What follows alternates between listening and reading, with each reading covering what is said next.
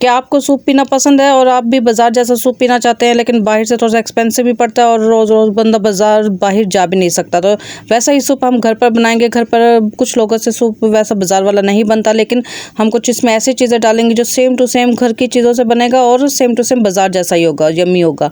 तो चलिए हम वीडियो को स्टार्ट करते हैं। अस्सलाम वालेकुम viewers, welcome to my YouTube channel Pindi food ideas.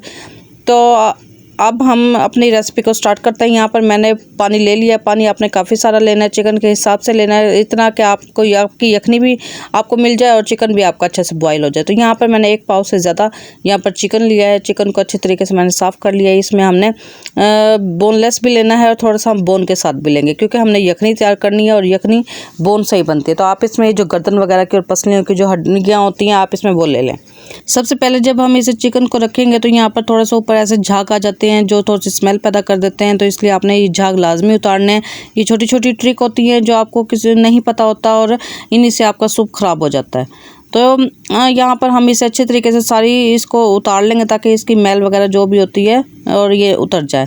तो फिर हम इसे हल्की आंच पर उबलने के लिए ढक कर रख देंगे। इसे हम तकरीबन 15 से 20 मिनट के लिए हल्की आंच पर उबालेंगे ताकि हमारी चिकन अच्छी तरीके से गल जाए। और हमने क्योंकि इसका रेशा इस्तेमाल करना होगा, इसलिए तो हम इसे अच्छी तरीके से गलने देंगे। ये सूप बहुत ही जल्दी बन जाता है। इसे हर बिगनर्स जिन्हें नहीं भी कुछ बनाना आता वो भी इसे इजीली बना सकते हैं। तो यहाँ पर हमारा ये देखिए चिकन अच्छे तरीके से गल गया है। तो अब मैं इसे इसमें से निकाल लूँगी, क्योंकि इसमें मैंने इसका रेशा करके डालना है। तो यहाँ पर ये देखें मैंने इसे निकाल लिया है। इसे हम थोड़ा सा ज़्यादा ठंडा नहीं करेंगे, क्योंकि अगर ज़्यादा ठंडा कर देंगे तो इसके रेशे हार्ड हो जाएंगे और ये सूप में चाहे हम जितनी भी कोशिश कर लें ये नहीं सही तरीके से गलेंगे, नहीं नरम होंगे। तो यहाँ पर मैंने कुछ वेजिटेबल लिए हैं। विंटर में वैसे ही वेजिटेबल बहुत ही अच्छी आती हैं, फ्रेश वेजिटेबल आती हैं। तो यहाँ पर मैंने 4 किस्म की वेजिटेबल ली हैं। आपको अगर और कोई सब्जियां भी पसंद है या इसमें से कोई सब्ज़ी पसंद नहीं है तो आप उसे स्किप कर दें। आप अपनी मर्ज़ी से सब्ज़ी ऐड कर लें जो आपको पसंद हो। तो यहाँ पर अब हम इस यखनी में ये सारी चीज़ें डाल देंगे। आपने अभी याद रखना है कि हमने इसमें अभी कुछ भी नहीं डाला, ना काली मिर्च ऐड की है ना नमक ऐड किया। हम सिर्फ इसमें अभी वेजिटेबल ऐड करने लगे हैं। यहाँ पर मैंने मटर डाले, थोड़ी सी गाजर डाली और कॉर्न मेरे पास थी वो मैंने डाली है। शिमला मिर्च को अभी हम नहीं डालेंगे, क्योंकि शिमला मिर्च बहुत ही जल्दी से ये गल जाती है, तो इसलिए हम अभी शिमला मिर्च को नहीं डालेंगे। शिमला मिर्च हम थोड़ा सा लास्ट में जाके डालेंगे। अच्छे तरीके से हम इन चीज़ों को थोड़ा सा हिला देंगे और इसे भी ढक्कन ढक कर रख देंगे। और यहाँ पर जो मैंने चिकन निकाला था उसका रेशा भी कर लिया है। अब मैं इसे भी इसमें ऐड कर दूँगी ताकि ये भी अच्छे तरीके से इसी के साथ ही पकता रहे।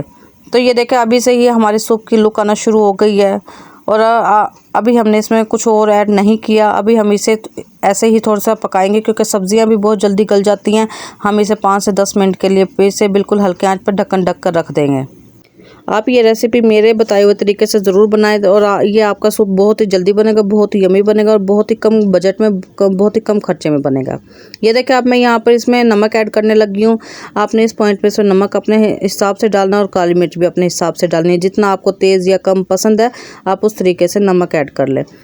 और यहाँ पर मैं एक सीक्रेट चीज़ डालूंगी जो बाज़ार वाले भी डालते हैं। यहाँ पर मैंने 1 चम्मच भरकर इसमें चिकन पाउडर डाला है। आप ये लाजमी डालना, आप ये डालेंगे तो आपके चिकन का इसका सूप का अब बिल्कुल बाज़ार वाला ही टेस्ट आएगा और आपको पता भी नहीं चलेगा कि आपने घर में बनाया है या बाज़ार से लेकर आए हैं।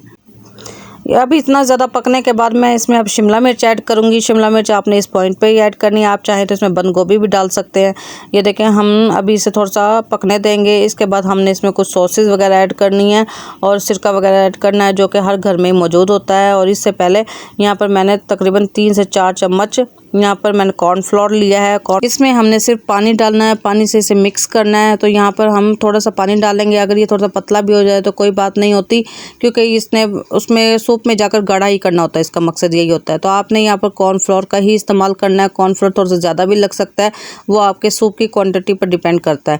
आपने या कुछ लोग बहुत ज़्यादा गाढ़ा पसंद करते हैं या कुछ लोग थोड़ा सा पतला पसंद करते हैं। तो इसलिए आपने इसमें हल्की हल्की मिकदार में आपने इसे डालते जाना और साथ में चम्मच हिलाते जाना है।